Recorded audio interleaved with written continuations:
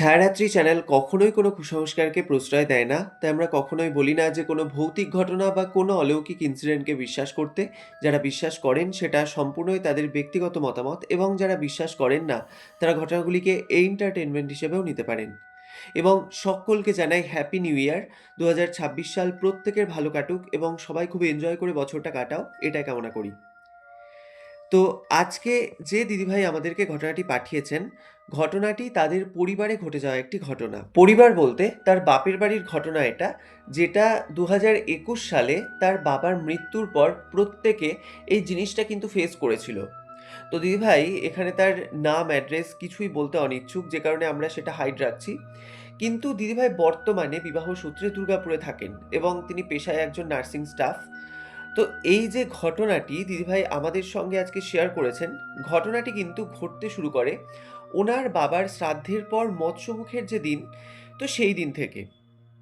মানে সত্যি কথা বলতে গেলে ভীষণই ক্রিপি একটি ঘটনা আজ আমি তোমাদের সকলকে শোনাতে চলেছি। তাই তোমাদের সকলকে বলবো যে তোমরা কেউ কোথাও যাবে না, একদম প্রথম থেকে শেষ পর্যন্ত আজকের এই পুরো এপিসোডটি তোমরা মন দিয়ে শোনো। আশা করছি তোমাদেরও কিন্তু আজকের এই ঘটনাটি শুনে ভীষণ ভয় লাগবে। এবং আরেকটি রিকোয়েস্ট তোমাদের সকলকে করব, যে তোমরা তোমাদের আত্মীয়-স্বজন, বন্ধু-বান্ধব প্রত্যেকের সাথে আজকের এই এপিসোডটি তোমরা শেয়ার করে নাও। তাহলে তারাও কিন্তু এরকম একটি ইউনিক ঘটনার সাক্ষী থাকতে পারবে। তো যাই হোক, বেশি কথা না বাড়িয়ে শুরু করছি আজকের এপিসোড নাম্বার ১৬৩। দিদিভাই যেভাবে আমাদের সাথে ঘটনাটি শেয়ার করে নিয়েছেন, ঠিক সেভাবেই আমি তোমাদের সামনে আজকে এই পুরো ঘটনাটি তুলে ধরার চেষ্টা করছি। আমি এখানে আমার নামটা প্রকাশ করছি না এবং যেহেতু এটা আমার পারিবারিক ঘটনা, যে কারণে আমি জায়গার নামটা এখানে বলছি না। আচ্ছা, আমরা হচ্ছি ৩ ভাই-বোন। তার মধ্যে আমার দাদা হচ্ছে বড় এবং আমি মেজো। আর তারপরে আমার একটি ভাই আছে। তো ভাই হচ্ছে স্পেশাল চাইল্ড, মানে ওর মেন্টালি কিছু প্রবলেম রয়েছে। তো যে কারণে ও কিন্তু ঠিকভাবে হাঁটাচলাও করতে পারে না বা কথা বলতেও কিন্তু ঠিকভাবে পারে না। মানে ওর যা যাবতীয় কাজকর্ম ওকে কিন্তু মাকেই করিয়ে দিতে হয়। মানে খাওয়ানো থেকে শুরু করে স্নান করানো, ওর সব কাজকর্ম কিন্তু মাই ওকে ছোটবেলা থেকে করে আসছে।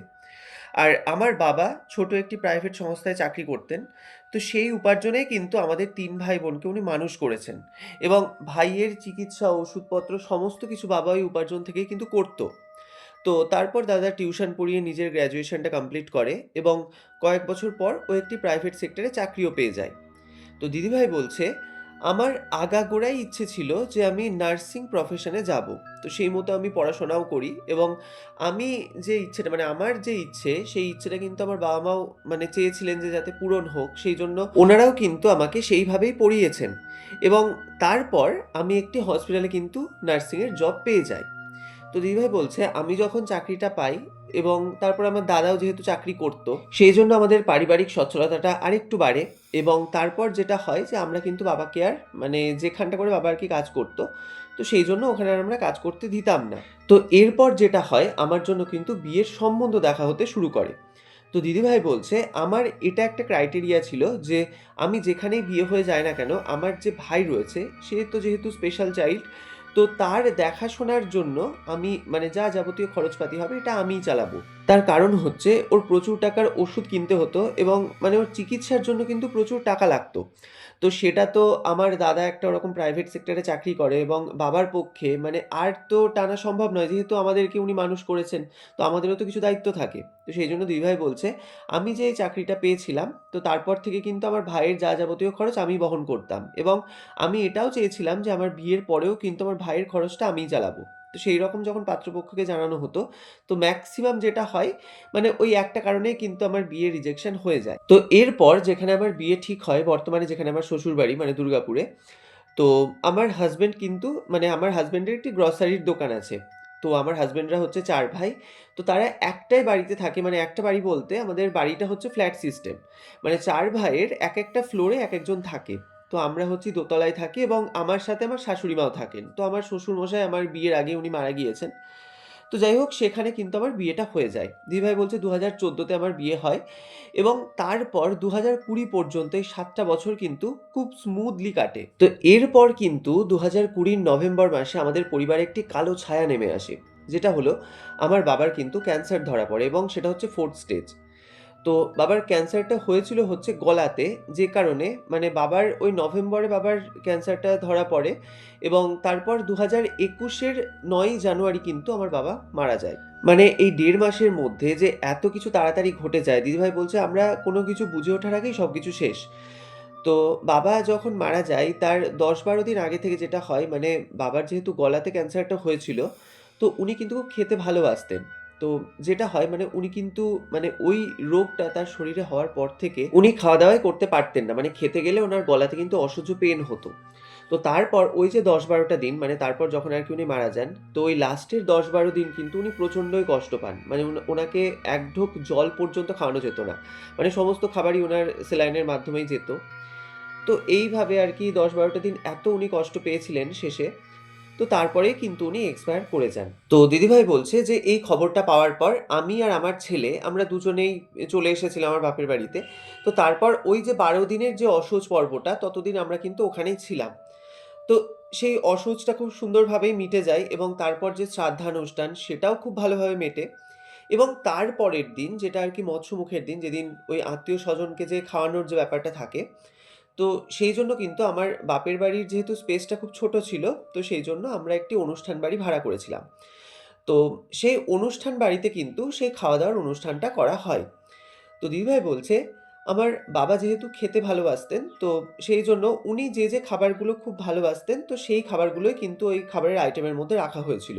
এবং তার মধ্যে কিন্তু আমার বাবা যেহেতু পাবদা মাছ খেতে খুব ভালোবাসতেন বলে, সেই পাবদা মাছের আইটেমটাও কিন্তু করা হয়েছিল। মানে একটা সর্ষে পোস্ত দিয়ে একটা পাবদা মাছের আইটেম করা হয়েছিল। তো এরপর যেরকম নিমন্ত্রিত লোক একের পর এক, মানে যত আরকি বেলা বাড়ছে তখন মানে লোক আরকি আসছে।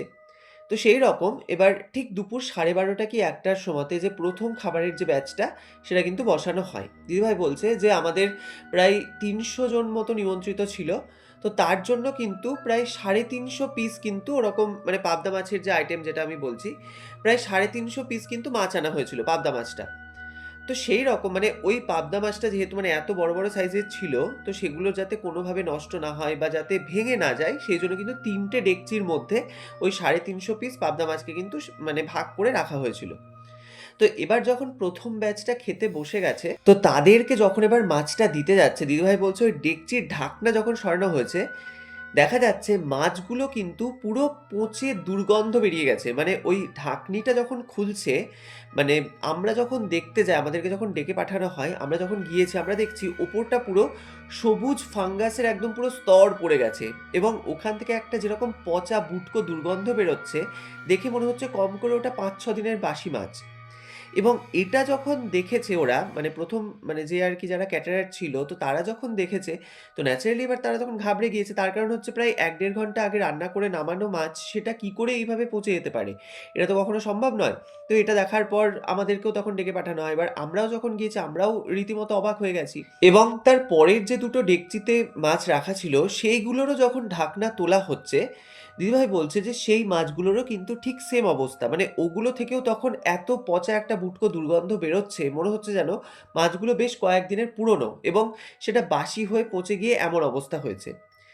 তো এবার অন্যান্য যে আইটেম রয়েছে খাবারের, সেগুলো যখন দেখা হচ্ছে, সেগুলো দেখা হচ্ছে যে না মানে একদম কিন্তু ঠিকঠাক রয়েছে। কিন্তু মাছটার এরকম অবস্থা, মানে পাবদা মাছটার এরকম অবস্থা। এবার আমাদের তো তখন রীতিমতো মাথায় হাত। তার কারণ হচ্ছে আমরা তাহলে যারা আরকি অতিথি এসছে তাদেরকে এই মাছটা আমরা কি করে দেবো? সেটা তো দেওয়া কখনোই সম্ভব নয়। তো আমার ২ পিসিও এসেছিলেন। তো তারা যখন এই বিষয়টা দেখেন এবং তারা যখন জানতে পারেন, তো তারা তখন বলছেন যে, "এই ঘটনা ঘটা ভালো না।" মানে যেরকম হয় আরকি আত্মীয়স্বজনরা যেরকম বলে যে, এরকম অনুষ্ঠানে খাবার নষ্ট হয়ে যাওয়া, মানে এরকম হঠাৎ করে খাবারটা নষ্ট হয়ে যাওয়া, এটা কোনো ভালো ইঙ্গিত নয়। তো এইসব কথা আমরা শুনছিলাম ঠিকই, কিন্তু আমরা এই বিষয়টা অতটা গ্রাহ্য করিনি। তার কারণ হচ্ছে মানে আমাদের তখন মাথায় এটাই চিন্তা ছিল যে আমরা কি করে আরকি লোকজনকে খাবার দেবো। তো সেই পাবদা মাছ তো আর যারা আরকি নিমন্ত্রিত ছিল তাদেরকে তো আর দেওয়া যায় না। তো অন্যান্য যা আইটেম ছিল সেগুলো দিয়েই কিন্তু আমাদের অনুষ্ঠানটা মেটে। এবার আমাদের তো মানে মনটা তখন ভীষণই খারাপ ছিল। তার কারণ হচ্ছে আমরা অত দাম দিয়ে ওরকম অত বড় সাইজের পাবদা মাছ এনেছিলাম। তো সেগুলোই যখন আমরা নিমন্ত্রিত লোককে খাওয়াতে পারিনি, ন্যাচারালি এটা মনটা খারাপ হবেই। তো তারপর আমরা বাড়ি ফিরে আসি এবং তারপর কিন্তু ওই জিনিসটা আমাদের মানে মনের মধ্যে কিন্তু কন্টিনিউ চলেই যাচ্ছে যে এটা কি করে হলো? এটা তো হওয়া সম্ভব নয়। ওরকম মানে সকালবেলা তো ওরকম টাটকা মাছ আনা হয়েছে। তারপর যেটা রান্না করার পর তার উপর ওটা শীতকাল। তো শীতকালের মধ্যে ১-১.৫ ঘন্টার মধ্যে এরকমভাবে যে খাবারগুলো পচে নষ্ট হয়ে যাওয়া এবং ওপরে রীতিমতো ফাঙ্গাস জন্মে যাওয়া, এটা তো কখনোই সম্ভব নয়। তো আমরা কিন্তু এর কোনো সদুত্তর খুঁজে পাচ্ছিলাম না। তো যাই হোক, সেই দিনটা মিটে যায় এবং তার পরের দিন কিন্তু আমার পিসিরাও চলে যায়। মানে যেদিন আরকি ওই খাওয়া-দাওয়ার অনুষ্ঠানটা ছিল, তার পরের দিন আমার পিসিরাও চলে যায়। তো দিদিভাই বলছে আমরা সেদিনটা থাকি এবং তার পরের দিন আমি, আমার ছেলে এবং আমার হাসব্যান্ড আমরা ৩ জনেই কিন্তু আমার শ্বশুরবাড়ি ফিরে আসি।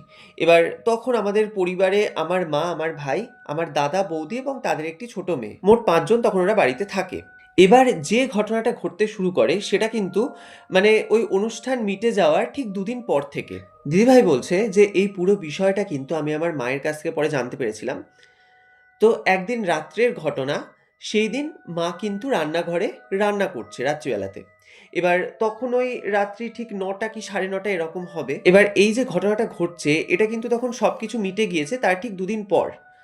তো আমার মা কিন্তু রান্নাঘরে নিজের মতো কিন্তু রান্না করে যাচ্ছে।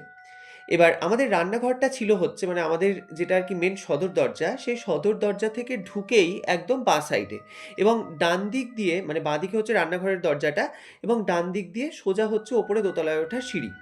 আর ওই রান্নাঘরের যে পাশের ঘরটা, সেই ঘরে আরকি আমার বাবা-মা থাকতো এবং তার পাশের ঘরে আমার ভাই থাকতো। আর সামনেখানটা করে একটা ছোট্ট ডাইনিং মতো স্পেস আছে। আর ওই সিঁড়ি দিয়ে উঠে দোতলাতে আমার দাদা এবং বৌদির ঘর। এবার মা কিন্তু মন দিয়ে রান্নাঘরে রান্না করছে।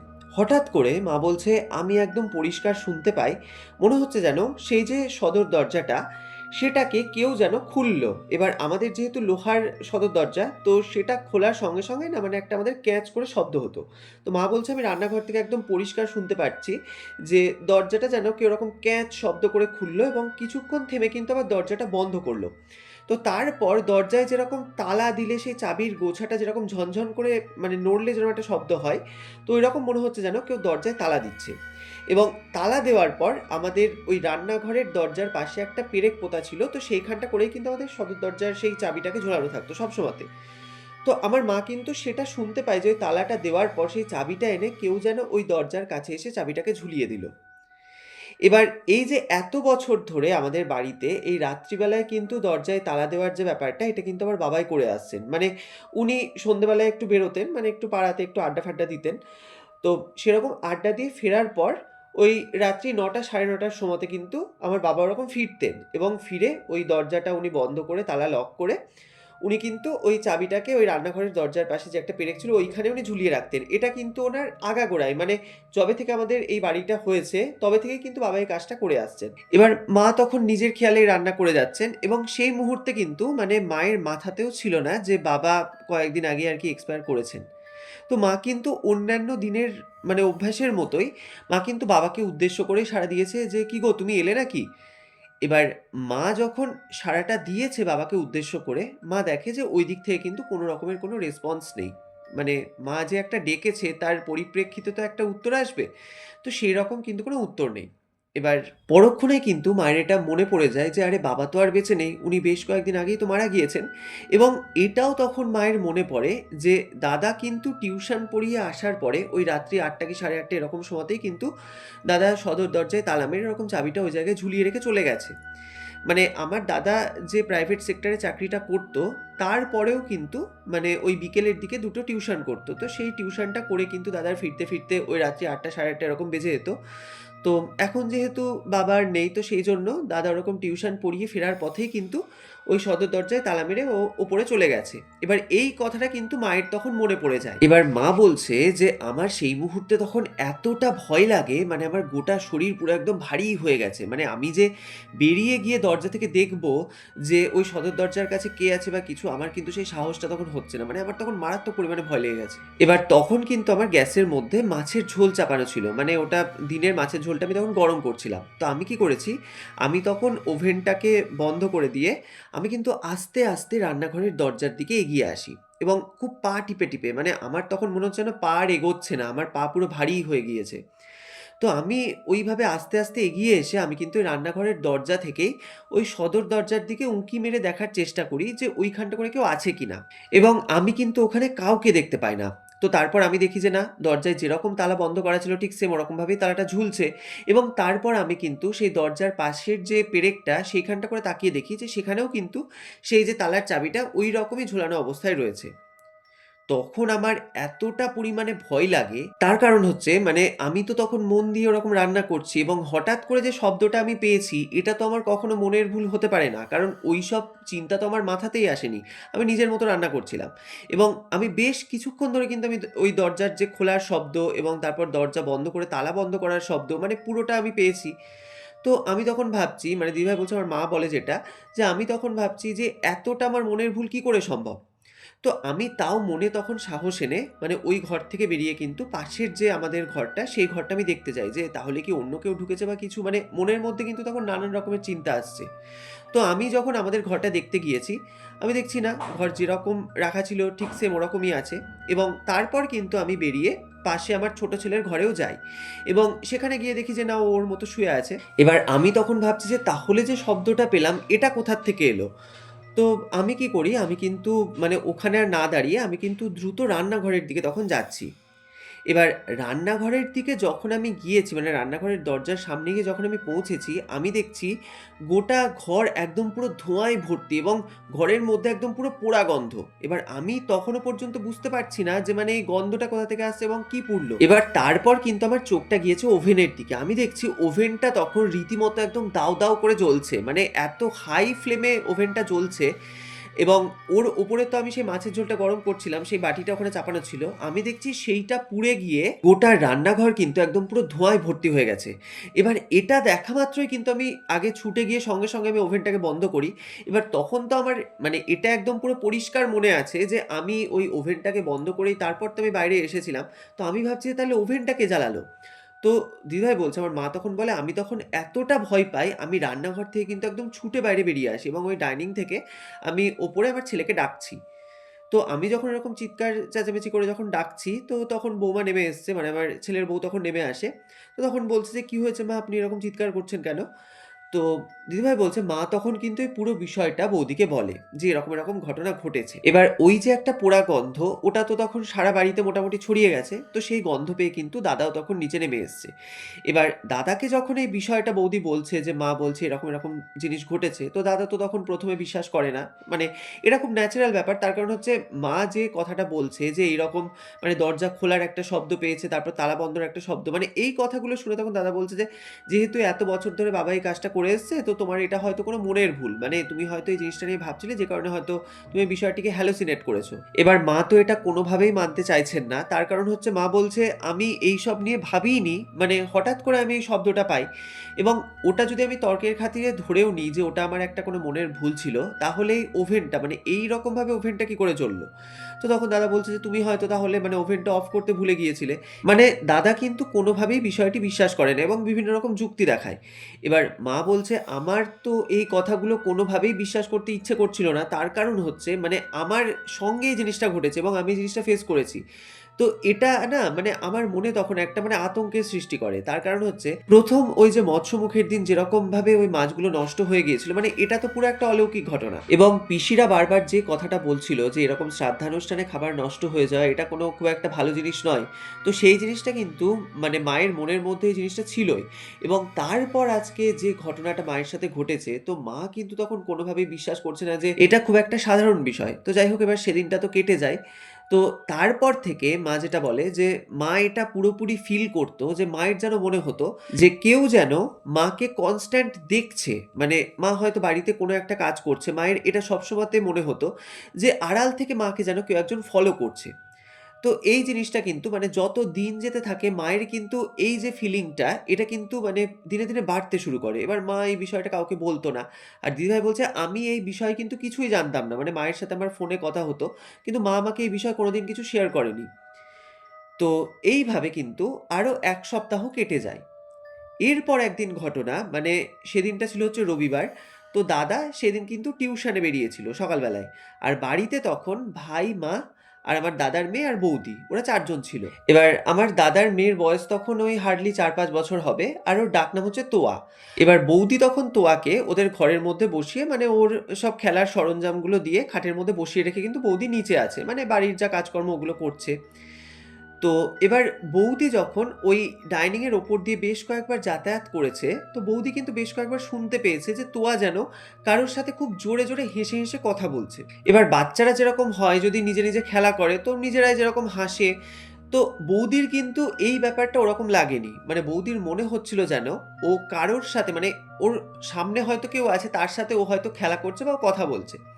এবার আমাদের বাড়ির আশেপাশে এমন কারোর বাড়ি নেই, মানে ওরকম যে গায়ে লাগোয়া বাড়ি যে জানলা থেকে কেউ কথা বলতে পারে, এরকম কিন্তু কোনো সিচুয়েশন নেই। তো বৌদি ভাবছে যে দোতলাতে তো তোয়া ছাড়া আর কেউ নেই, তাহলে ও কার সাথে এরকম কথা বলছে আর হাসছে। তো বৌদি কি করে, বৌদি কিন্তু সঙ্গে সঙ্গে মানে ওই দোতলার সিঁড়ি দিয়ে উঠে ওই ঘরের মধ্যে যায়। দিদিভাই বলছে বৌদির কাছে যখন আমি এই বিষয়টা শুনি, মানে আমারও কিন্তু রীতিমতো একদম গায়ে কাঁটা দিয়ে উঠেছিল ওর কথাটা শুনে। বৌদি বলছে আমি যে মুহূর্তে ঘরে ঢুকতে গিয়েছি আমি দেখি তোয়া খাটের ঠিক মাঝখানে, আমি যেখানে ওকে বসিয়ে রেখেছিলাম ওখানে ও বসে বসে খেলছে, কিন্তু ও একটু মানে কর্নার সাইড হয়ে গেছে, মানে ওর মুখটা কিন্তু একটা দেওয়ালের কর্নারের দিকে মানে ঘোরানো। এবং ওই দিক থেকে মানে আমি যে মুহূর্তে ঘরে ঢুকছি সেই মুহূর্তে আমি দেখি যে ওই ঘরের ওই কর্নারের দিক থেকে কিন্তু একটা বল তোয়ার দিকে পুরো ছুটে আসে। মানে মনে হয় যেন ওই দিক থেকে কেউ বলটাকে তোয়ার দিকে থ্রো করলো, এবং তোয়া ওই বলটি ধরতে যায় ঠিকই, কিন্তু ও ধরতে পারে না, বলটা কিন্তু সাইডে গিয়ে পড়ে। এবার ওই যে বলটা এসেছে, দিদিভাই বলছে এই পুরো ঘটনাটা কিন্তু বৌদির একদম সামনে দিনের বেলায় ঘটছে, মানে তখন ওই সকাল 11টা 11:30 এরকম বাজে। মানে ওই সময়তে কিন্তু এই জিনিসটা দেখছে, এবং বৌদি বলছে আমি যখন ওই কর্নারের দিকে তাকিয়েছি আমি দেখি ওখানে কিন্তু কেউ নেই, কিন্তু বলটা ঠিক এমনভাবে তোয়ার দিকে মানে ছুটে এসেছে, দেখে মনে হচ্ছে কেউ যদি বলটাকে ছুঁড়ে দেয় যেরকম একটা মানে ফ্লো হবে বলটার, ঠিক ওই রকমভাবে কিন্তু তোয়ার দিকে বলটা আসে। এবার এটা যখন হয়েছে মানে বৌদি না কয়েক মুহূর্তের জন্য একদম পুরো স্থির হয়ে ওখানে দাঁড়িয়ে গেছে। মানে বৌদি বুঝতে পারছিল না যে ও কি করবে। তো কিছুক্ষণ পর বৌদি কিন্তু তোয়াকে জিজ্ঞাসা করে যে, "এই তুই কি করছিস এখানে? এরকম করে চিৎকার করে হাসাহাসি করছিস? কার সাথে কথা বলছিস?"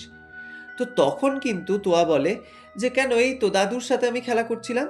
এবার তোয়ার যেহেতু বয়সটা তখন ওই 4-5 বছর ছিল, মানে বুঝতে পারছে একদমই বাচ্চা মেয়ে।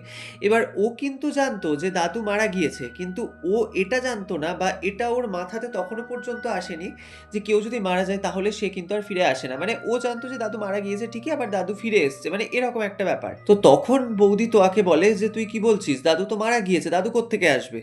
তো তখন তোয়া বলছে যে, "হ্যাঁ জানি তো, দাদু তো মারা গিয়েছে। কিন্তু তাও দাদু এসেছিল তো আমার সাথে খেলা করতে। এই তো দাদু আমার সাথে খেলছিল।"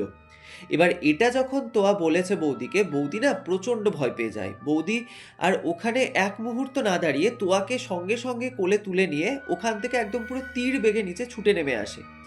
এবার নিচে যখন এসেছে তো বৌদি কিন্তু প্রচণ্ড হাঁপাচ্ছে, কারণ এমনিতেই বৌদি এতটা ভয় পেয়েছিল, তার উপরে মানে সিঁড়িতে একদম পুরো দৌড়াতে দৌড়াতে নিচে নেমেছে। এবার বৌদির এরকম অবস্থা দেখে মা কিন্তু তখন বৌদিকে জিজ্ঞাসা করে যে, "কি হয়েছে, তুমি এরকম কেন করছো?"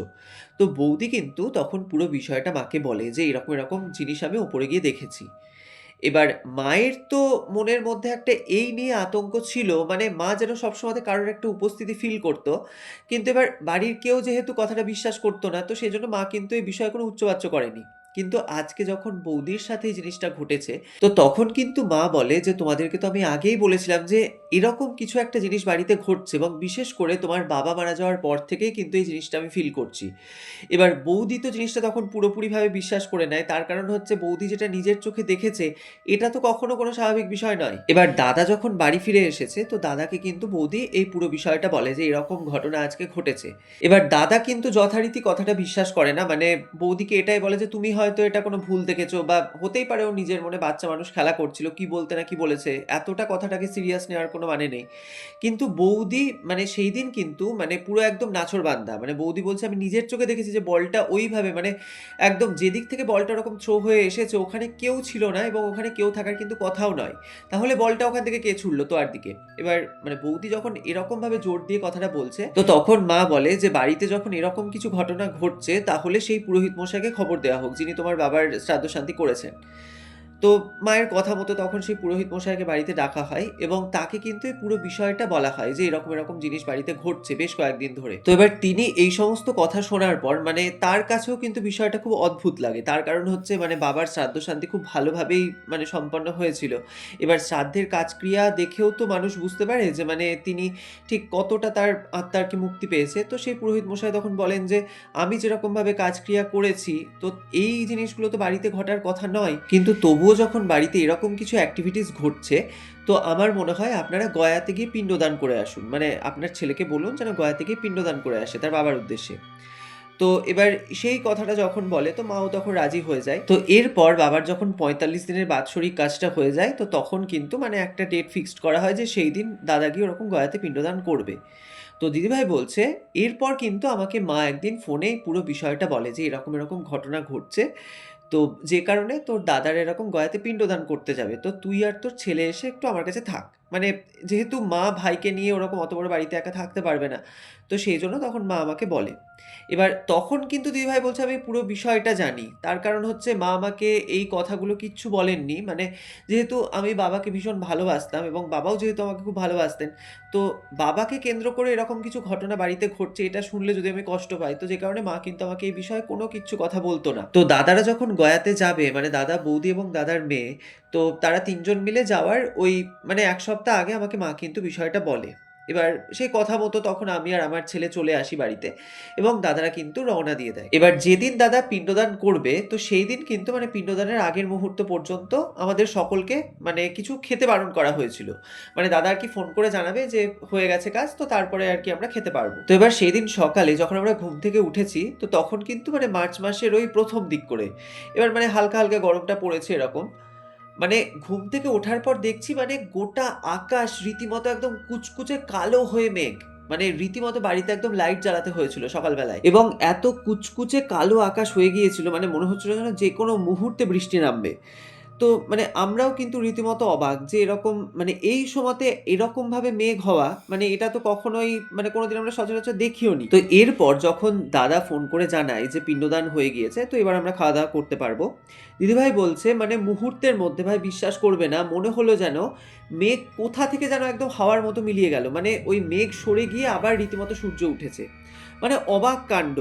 মানে আমরা যখন দেখছি এই জিনিসটা মানে আমরাও রীতিমতো অবাক হয়ে গেছি যে এটা কি করে সম্ভব? মানে যে আকাশে যেরকমভাবে একদম মানে কালো মেঘ হয়েছিল, সেই মেঘ কিন্তু একদম পুরো রীতিমতো উধাও হয়ে যায় এবং মানে কয়েক মুহূর্তের মধ্যে একদম পুরো ঝলমলে রোদ ওঠে।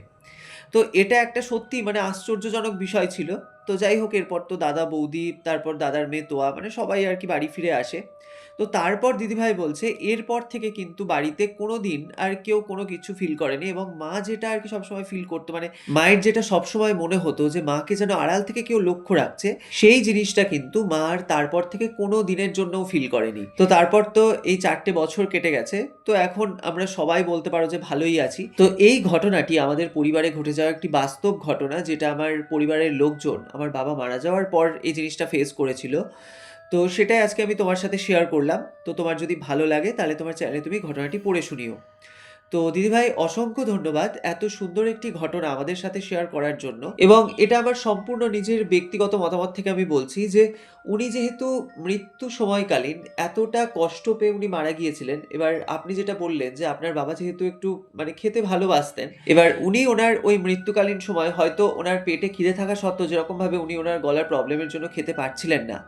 তো যেটা হয় মানুষের একটা আকাঙ্ক্ষা তো থেকে যায় যে আমি এটা খাবো বা ওইটা খাবো মানে যেটা শেষ সময় মানুষ দেখবে অনেকে কিন্তু খেতে চায়। তো সেরকমই ওনার কিছু হয়তো খাওয়ার আকাঙ্ক্ষা মনের মধ্যে ছিল কিন্তু ওনার শারীরিক কন্ডিশনের জন্য উনি সেটা খেতে পারেননি। তো সেই জন্যই হয়তো ওনার আত্মার যে পরিতৃপ্তি সেটা হয়তো সেই মুহূর্তে ঘটেনি। তো ওনার যে পিণ্ডদানটা হয় তারপরেই তো দিদিভাই যেটা বলছে যে আমাদের বাড়িতে আর কোনো রকমের কোনো সমস্যা হয়নি। তো এর থেকে কিন্তু বোঝাই যাচ্ছে যে ওই গয়াতে পিণ্ডদানের পরেই হয়তো তার আত্মার পরিতৃপ্তি ঘটে বা মুক্তি ঘটে।